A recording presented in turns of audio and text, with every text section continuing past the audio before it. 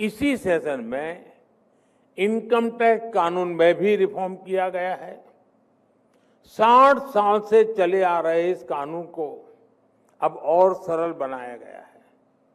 और इसमें भी एक खास बात है, पहले इस कानून की भाषा ऐसी थी कि सिर्फ वकील या सीए ही इसे ठीक से समझ पाते थे, लेकिन अब इनकम टैक्स बिल को देश के सामान्य टैक्स पेयर की भाषा में तैयार किया गया है।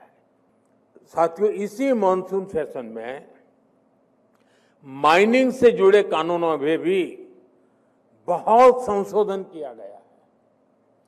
शिपिंग और पोर्ट से जुड़े कानून भी बदले गए हैं। ये कानून भी अंग्रेजों के जमाने से ऐसे ही चले आ रहे थे। अब जो सुधार हुए हैं वो भारत की ब्लू इकोनॉमी को, पोर्ट लेड डेवलपमेंट को बढ़ावा देंगे। इसी तरह स्पोर्ट्स सेक्टर में भी नए रिफॉर्म किए गए हैं। हम भारत को बड़े इवेंट्स के लिए तैयार कर रहे हैं।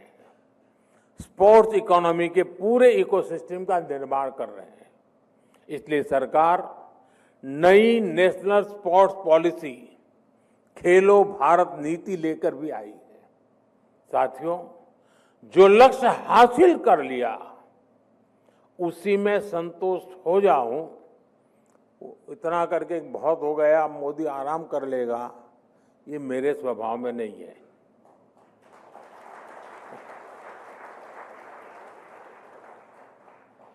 रिफॉर्म्स को लेकर भी हमारी यही सोच है। हम आगे के लिए तैयारी करते रहते हैं। हमें और आगे बढ़ना है। अब रिफॉर्म्स का एक और पूरा आर्सेनल लेकर आने वाला हूं। इसके लिए हम कई मोर्चों पर काम कर रहे हैं। हम बेवजह के कानूनों को खत्म कर रहे हैं, नियमों और प्रक्रियाओं को सरल बना रहे हैं, प्रोसीजर्स और अप्रूवल्स को डिजिटल कर रहे हैं, अनेक प्रावधानों को डीक्रिमिनलाइज कर रहे हैं। इसी कड़ी में जीएसटी में भी बहुत बड़ा रिफॉर्म किया जा रहा है। इस दिवाली तक ये प्रक्रिया पूरी हो जाएगी।